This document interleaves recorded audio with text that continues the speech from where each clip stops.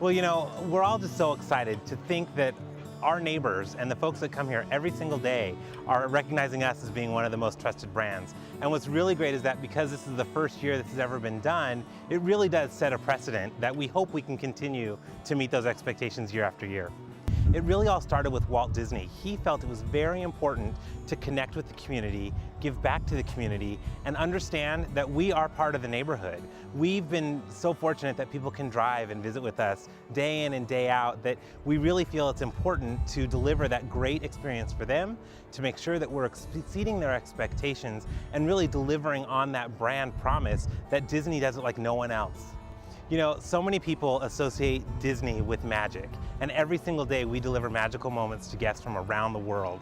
And some of our magical moments are planned. For example, you can help guide the Mark Twain along the rivers of America. Some of our magic moments are unplanned, where you turn the corner and there's Mickey Mouse. So it really is something that's so special and so inherent to what we do here at the Disneyland Resort that we've been very fortunate in that we have this amazing backdrop to make vacations memorable and memories to last a lifetime.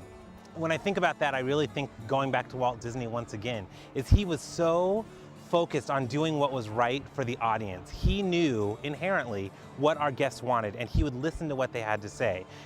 My favorite story is that opening day we had much shorter fences around a lot of our walkways because Walt wanted to see how people were going to walk through the park, and if that made him decide, I need to put a sidewalk here instead of over here.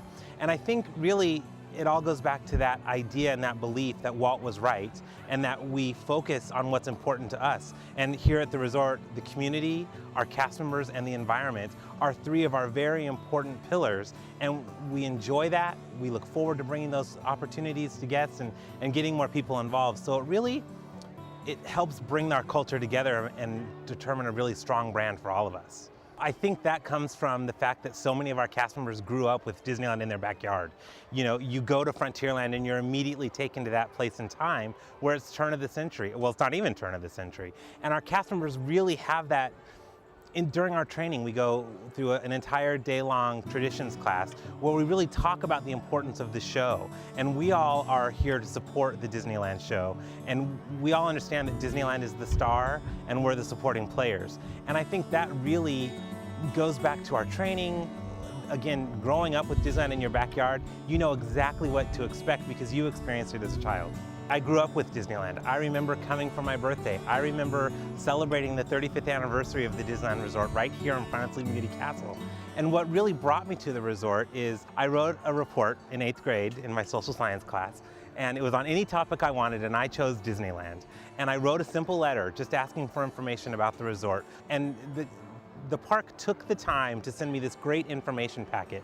And it was that moment that I realized this is a great organization. I think for us, we've been very fortunate in that we learned from Walt Disney and we learned to really listen to what our guests have to say. Every single day, hundreds and thousands of people walk down Main Street USA, and they share with us their thoughts. Most of the time, they're glowing reviews, but every once in a while we hear something that maybe we need to work on, and we immediately take that to heart and immediately take action on as many of those items as we can, because we understand that we're working while other people are having fun. And to do that, we have to listen to our guests. And that's been something that's just been so important to all of us that I think that's the important thing is if the guests don't come, you don't have a business. And it's learning how to balance the two, balance the magic with the bottom line and understand that we need the guests to be successful and we want to provide the best experience possible.